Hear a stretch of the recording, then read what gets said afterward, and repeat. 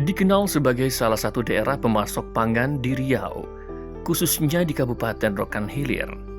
Kecamatan Rimba Melintang mempunyai banyak wilayah pertanian, baik dikelola secara kelompok maupun perorangan.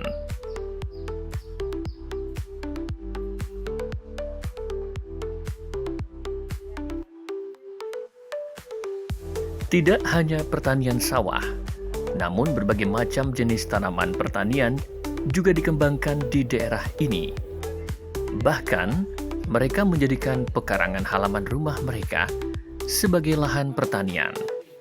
Salah satunya di desa atau Kepenghuluan Mukti Jaya. Luasan wilayah Mukti Jaya ini sekitar 5.000 meter persegi. Kemudian secara umum masyarakat di tempat kita ini adalah para petani, terutama petani padi, kemudian ada petani sawit dan juga petani sayur mayur atau hortikultur.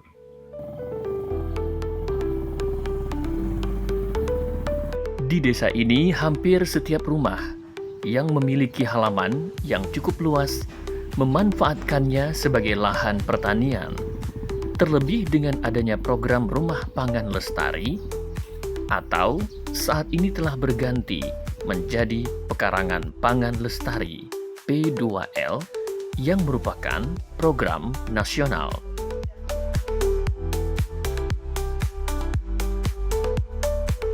Alhamdulillah, RPLA ini sempat berjalan sangat maju waktu awal-awal pembentukan dulu, dan kita sangat apresiasi dengan Pak Kapi yang telah membina masyarakat kami untuk berbudidaya segala macam tanaman untuk produksi, terutama sayur mayur untuk kebutuhan pangan kita di sini, dan alhamdulillah juga menambah nilai ekonomis bagi Bapak Ibu yang mengerjakan RPL tersebut.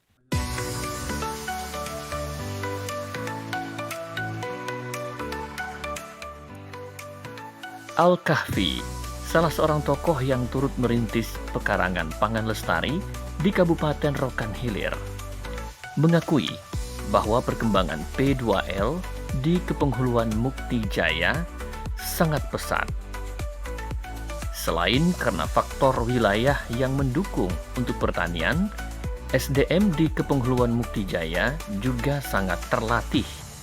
Dengan basic sebagai petani, tidak heran di awal mulainya program P2L, hampir 90% pekarangan rumah warga merupakan budidaya pertanian, khususnya hortikultura. Mukti Jaya ini masyarakatnya mayoritas adalah petani, dan petani yang SDM-nya sudah mumpuni untuk bidang pertanian. Kemudian selain itu, sumber daya alamnya itu sangat mendukung di Mukti Jaya ini. Tanahnya cocok, mungkin iklimnya juga cocok untuk kegiatan tersebut. Petaninya memang betul-betul memang berusaha tani semua, sehingga pada waktu itu setelah disosialisasikan tentang program Rumah Pangan Lestari atau sekarang P2L ini, masyarakat langsung antusias dan kemudian masyarakat langsung tanggap dan membuat, sehingga pada waktu itu 95% di Mukti Jaya ini semua pekarangan dibuat untuk P2L sekarang atau RPL dulu.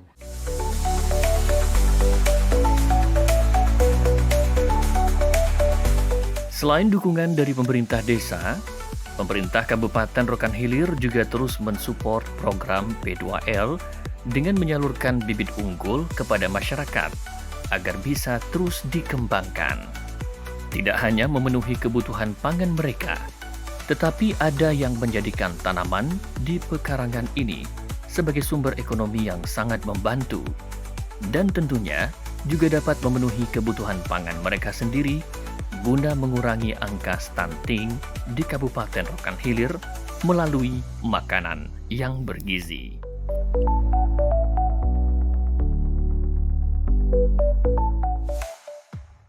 Dukungan pemerintah Kabupaten Rokan Hilir melalui Dinas Ketahanan Pangan dan Pertanian untuk kegiatan program Rumah Pangan Lestari atau Pekarangan Pangan Lestari itu terus dilakukan, baik menggunakan dana APBN maupun APBD.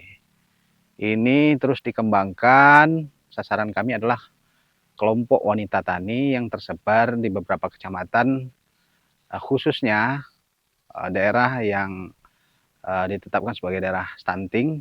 Kita membantu program pemerintah juga. Ini merupakan tambahan nilai ekonomis bagi keluarga dalam menekan biaya rumah tangga. Melihat potensi pertanian yang cukup menjanjikan dengan memanfaatkan pekarangan rumah mereka, tidak sedikit pula warga yang terus memperlebar lahan pertaniannya, bahkan ada yang mengganti lahan pertanian sawit menjadi lahan pertanian sayur. Karena mereka sangat merasakan dampak besar dari pemanfaatan pekarangan sebagai sumber pangan keluarga dan sumber mata pencaharian mereka.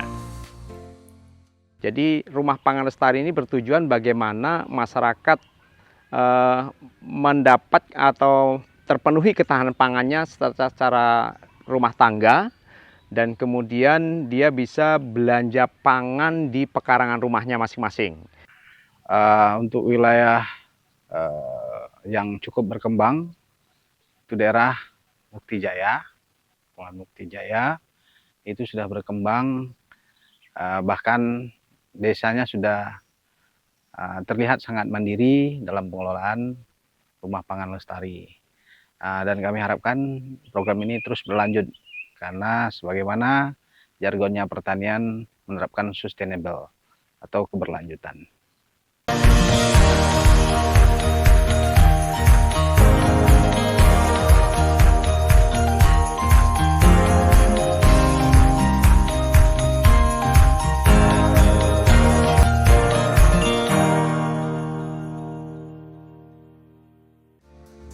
Di Desa Mukti Jaya, tidak hanya tanaman pangan yang dibudidayakan di halaman, namun berbagai kebutuhan lainnya juga dikembangkan, seperti Pak Sugeng yang mengembangkan halaman rumahnya sebagai kolam ikan.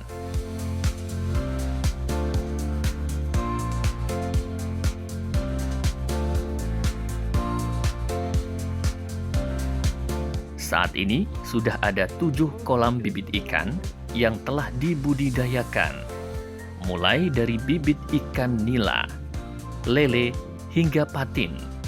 Dan ini hampir setiap hari dipanen oleh Pak Sugeng.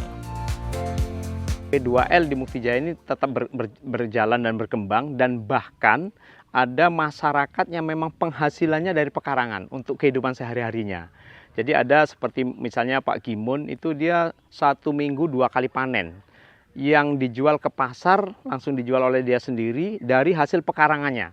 Sampai nilainya sekali jual hasil pekarangan itu 500.000 dan 1 minggu 1 juta, bahkan 1 bulannya berarti ada penghasilan 4 juta dari pekarangan. Dan itu sudah cukup untuk menghidupi pangan keluarganya di rumahnya itu. Nah itu, dan kemudian ada lagi petani-petani lain yang awalnya hanya P2L hanya sedikit saja, sekarang bahkan bisa sampai hampir 1 hektar yang dikelola untuk tanaman P2L tersebut. Ini luar biasa. Tidak hanya Pak Sugeng, namun Pak Haryanto yang dahulunya merupakan petani sawit, saat ini secara perlahan sudah mengembangkan tanaman di halaman rumahnya, khususnya tanaman hortikultura, mulai dari sayur mayur, kacang-kacang, hingga buah-buahan seperti melon, timun, dan cabai. Kalau awalnya kita coba-coba cuma di sekitar adalah sekitar 200 meter lah Pak ya. Kita kembangkan menjadi 2.500 meter sampai rumah ini, terus kita matikan sawit ini, akhirnya sekarang mencapai 5.000 meter persegi Pak yang kita tanami P2L nih Pak, atau hortikultura ini. Karena termotivasi dengan kawan-kawan juga Pak. Kawan-kawan itu berhasil di sini dan kita rasakan hasilnya lumayan sih. Jadi ya apa Pak ya, untuk mencukupi kebutuhan sehari-hari itu tercukupi gitu Pak. Jadi akhirnya kita tentukan bercocok tanam ini Pak, P2L ini Pak. Awalnya coba-coba, namun kelamaan menjadi terbiasa.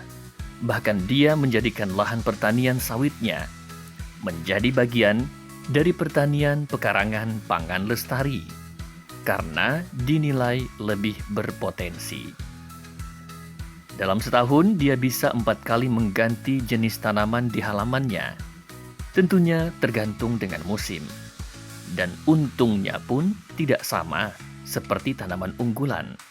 Seperti pare yang harganya bisa mencapai 7 hingga 8.000 rupiah per kilo. Pernah juga sih ngalami kegagalan dalam bercocok tanam, Pak, kan. Cuma segagal-gagalnya tanam horti ini atau tanaman P2L ini, selama bertani saya segagal-gagalnya masih balik modal lah gitu, Pak. Dan pernah juga kita mengalami istilahnya panen lebih gitu. Jadi ya cukup lumayan hasilnya untuk menyuplai atau mendukung kebutuhan kita sehari-hari, Pak. Kendala utama di sini adalah iklim. Pada waktu musim kemarau, biasanya ada stagnan. Itu pun nggak seluruhnya. Ada stagnan di beberapa tempat karena mungkin di daerah itu terjadi kekeringan sehingga tidak bisa untuk pasokan air untuk menyiram tanaman, itu biasanya dia stagnan, tetapi itu juga biasanya tidak lama. Nah, itu kendala salah satunya. Kendala lainnya mungkin hama dan penyakit, tapi selagi masih ada petugas yang mendampingi, biasanya tetap ada solusi untuk mengatasi hama dan penyakit. Jadi kendala yang berarti itu tidak seperti yang kita ini kan, artinya hampir tidak ada kendala pastinya yang sangat sulit untuk diatasi, kecuali kemarau tadi.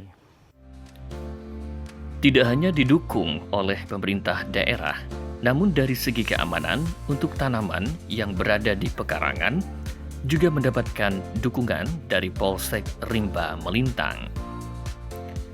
Selain rutin melakukan kunjungan dari rumah ke rumah, Polsek Rimba Melintang juga telah menyiagakan Babin Kamtibmas hampir di semua desa, dan Desa Mukti Jaya merupakan daerah yang cukup aman dan cukup jauh dari kejadian kriminal. Kami dari Polsek Rimba Melintang, dukungan yang kami berikan kepada setiap desa yang melakukan kegiatan P2L ini ialah berikan perlindungan keamanan, terutama apabila masyarakat memanfaatkan pekarangannya untuk melakukan pertanian, menanam pertanian, dan kami akan melakukan sistem patroli dan bekerjasama dengan pihak desa untuk selalu memberikan keamanan kepada masyarakat untuk melakukan kegiatan P2L ini. Untuk desa Kepenguluan Mukti Jaya ini, keamanannya sudah sangat kondusif sekali, karena kita juga sudah menempatkan Babin Kamtibmas di sini. Jadi setiap apapun yang kejadian di sini telah kita koordinasikan dengan pihak desa, dan juga Babin telah berkoordinasi dengan baik dengan pihak Kepenguluan Mukti Jaya ini.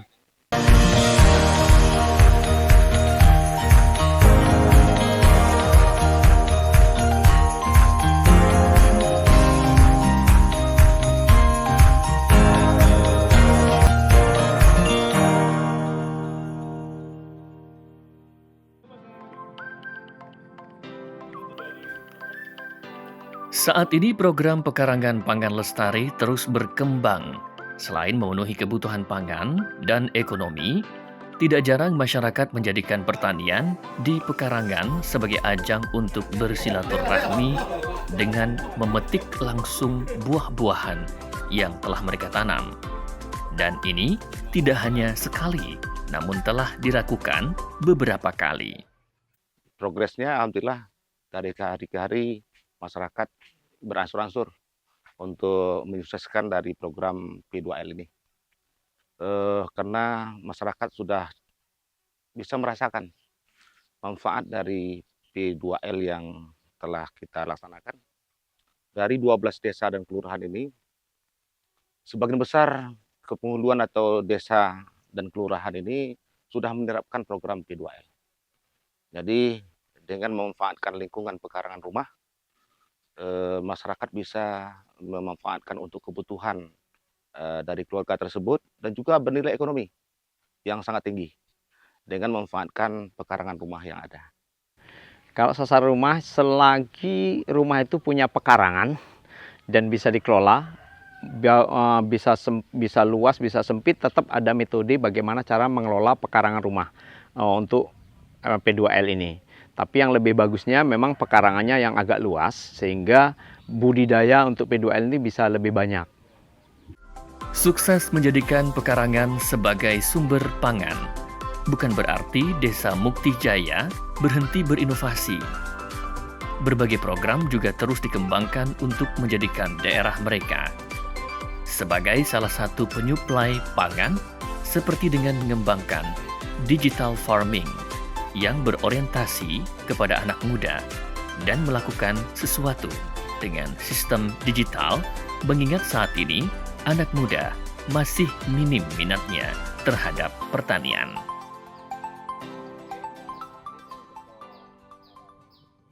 Ya, untuk pertanian ke depan, karena kalau kita lihat sekarang para petani milenial sangat sedikit, sehingga meregenerasi petani itu sangat sedikit. Jadi sekarang kita harus memotivasi bagaimana pertanian ke depan lebih maju, lebih canggih. Jadi kita sekarang di Mukti Jaya ini telah sedang mengembangkan smart farming dengan digital farming. Dengan metode ini pertanian itu tidak harus pakai tenaga manusia, tetapi dengan serba digital, sehingga efektif dan efisien dalam rangka kegiatan pertanian dan produktivitasnya lebih tinggi. Jadi di Mukti Jaya ini sudah dikembangkan digital farming yang dibantu oleh Bank Indonesia, kantor perwakilan Pekanbaru. Itu berupa climate station, ini stasiun cuaca yang bisa mendeteksi cuaca tentang bagaimana ke depan cuaca ini dalam bidang pertanian, dan kemudian punya rapid soil check. Rapid soil check ini adalah alat yang bisa mendeteksi hara tanah dan untuk kebutuhan tanaman yang akan dibudidayakan. Sehingga dengan alat ini pemakaian pupuk efektif dan efisien, tidak berlebih dan tidak berkurang sesuai dengan kebutuhan tanaman, sehingga produktivitas tanaman produktivitasnya akan naik, sehingga penghasilannya lebih banyak.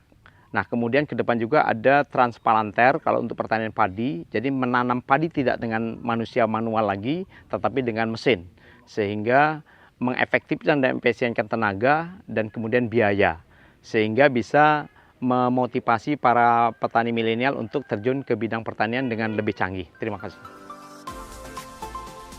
Digital farming juga sejalan dengan program yang akan dikembangkan oleh pemerintah Kabupaten Rokan Hilir, agar bertani bisa menjadi minat baru bagi anak-anak muda zaman now.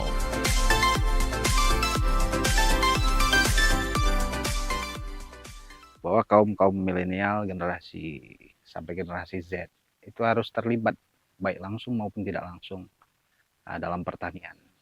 Karena pertanian kita harus mengikuti teknologi informasi komunikasi, apalagi sekarang eranya serba internet. Kalau di pertanian itu ada istilah Internet of Things, pemanfaatan aplikasi-aplikasi berbasis IoT untuk smart farming dan digital farming.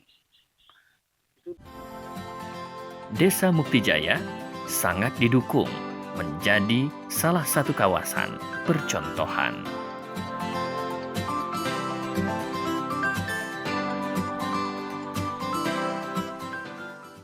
Mukti Jaya ini tahun 2012 kemarin menjadi proklim nasional 6 di antara proklim se-Indonesia. Salah satunya adalah Mukti Jaya di luar Pulau Jawa dan Bali, dan nilai tertinggi se-Indonesia.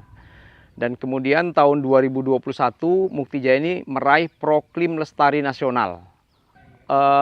Udah 4 orang petani Mukti Jaya ini yang diundang ke Istana Negara dalam rangka prestasi dalam hal bidang pertanian. Itu termasuk saya sendiri, itu pernah diundang ke Istana Negara pada waktu Presiden SBY tahun 2012. Kemudian ada Pak Karmidi, itu prestasi dalam pertanian juga, itu tahun 2011. Kemudian ada Pak Ruwarto, itu tahun 2011 juga. Kemudian Pak Sayo tahun 2014, jadi udah 4.